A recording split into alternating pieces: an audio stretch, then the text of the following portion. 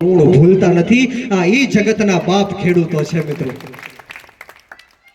મિત્રો વિશેષ વાતો નથી કરવી, હાકવું નથી હવે।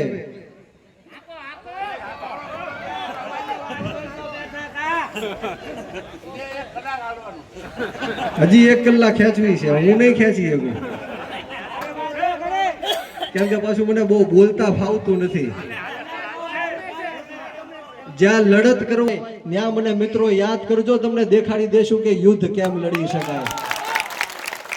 જ્યાં ગરીબ લોકો સાથે અન્યાય અને અત્યાચાર થતો હોય, સામે પોલીસના ગુંડાઓ ગરીબ લોકોને દબાવતા હોય, ત્યારે અમને યાદ કરજો। અડધી રાતના તમને દેખાડી દેશું કે પોલીસ વાળાને કઈ રીતના સીધા કરી શકાય। મિત્રો જે રીતના 2022 ની અંદર આમ આદમી પાર્ટીને ગુજરાતના લોકોએ જે સાથ સહકાર સમર્થન આપ્યું, 41 લાખ કરતા પણ વધારે મત આપીને આમ આદમી પાર્ટીના 5 ધારાસભ્યોને જીતાડ્યા અને હમણાં જ વિસાવદરની અંદર જે ગોપાલભાઈ ઇટાલિયાની ભવ્ય જીત થઈ છે, ત્યારે સમગ્ર ગુજરાતની અંદર આજે ગુજરાત જોડો જનસભા છે, એની મારફત હજારો લોકો આમ આદમી પાર્ટીમાં જોડાય છે। દિલ્હી અને પંજાબમાં જે રીતના અરવિંદ કેજરીવાલ સાહેબે કામો કર્યા છે, મફતમાં શિક્ષણ આપવાનું કામ હોય, મફતમાં આરોગ્યની સુવિધા આપવાનું કામ હોય, મફતમાં વીજળી આપવાનું, મફતમાં પાણી આપવાનું, મહિલાઓ માટે મફતમાં બસની સુવિધા આપવાનું, વડીલો માટે તીર્થયાત્રાઓ કરાવવાનું કામ હોય, આ બધા જ કામ જોઈને આમ આદમી પાર્ટી દિલ્હી અને પંજાબની અંદર સરકાર બનાવી છે।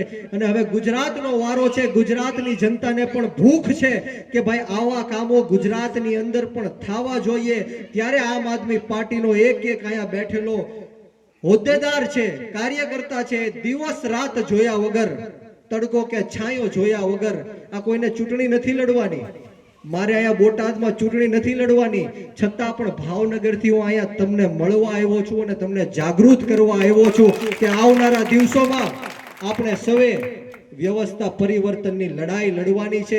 મારે તમને વાત કરવી છે દીપકભાઈ પંડ્યા સાહેબની। આ દીપકભાઈ પંડ્યા સાહેબ પોતે શિક્ષક છે। શિક્ષકનો દીપકભાઈ પંડ્યાનો મહિનાનો પગાર માત્ર 30,000 રૂપિયા છે, પરંતુ એ દીપકભાઈ પંડ્યા આ મહિનાની અંદર 30,000 ના પગારમાંથી 20,000 નો પગાર તમારી જેવા લોકો માટે એમણે વાપરી ચૂક્યા છે।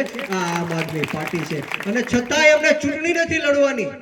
એમને પાર્ટીએ દેવકરણભાઈ કહી દીધું છે કે મારે કોઈ જાતની જિલ્લા પંચાયત, તાલુકા પંચાયત, વિધાનસભા કોઈ ચૂંટણી નથી લડવાની, માત્ર ને માત્ર ગરીબ લોકોની સેવા કરવાની છે। એટલા માટે એમની માટે એકવાર જોરદાર તાળીઓ થઈ જાય મિત્રો। એવી જ રીતના દેવકરણભાઈ હોય, રમેશભાઈ હોય, 24 કલાક ગાડીઓ ચાલુ, ગમે ત્યાં તમે સોશિયલ મીડિયામાં જોતા હશો, બધા જ લોકોની હાજરી ખૂણે ખાંચરે હોય છે। ત્યારે હું હર હંમેશ યુવાનોને કહું છું કે આ ગુજરાતની રાજનીતિ છોડી દીધી, મૂકી દીધી, એટલા માટે ખોટા અને ખરાબ લોકોએ આ ગુજરાતની રાજનીતિ ઉપર કબજો કરી લીધો છે।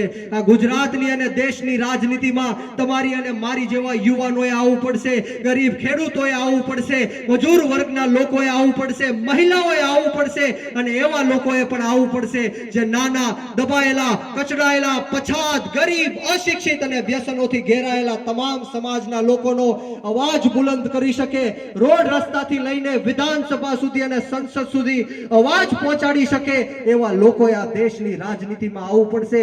અને એટલા માટે પણ આવવું પડશે કારણ કે આ દેશની અંદર જે પૂંજીપતિઓ માટે, ઉદ્યોગપતિઓ માટે, દેશના અન્નદાતાઓએ એટલે કે ખેડૂતોએ 3 કાળા કાયદા પાછા લેવા માટે આ ભાજપની સામે વિરોધ પ્રદર્શન કર્યું, પરંતુ દુઃખ સાથે કહેવું પડે છે કે આમાંથી 750 ખેડૂતો શહીદ પણ થઈ ગયા। જો આપણે લોકો આ દેશની રાજનીતિમાં નહીં આવીએ તો આવા શહીદો અટકી નથી શકવાના। એટલા માટે કહું છું કે જ્યારે અરવિંદ કેજરીવાલ સાહેબ મફતમાં વીજળી આપે, પાણી આપે, શિક્ષણ આપે, દવાખાનાનું કામ કરે, ત્યારે આ ભાજપ વાળા કહે છે કે ફ્રી ની રેવડીઓ વેચી રહ્યા છે।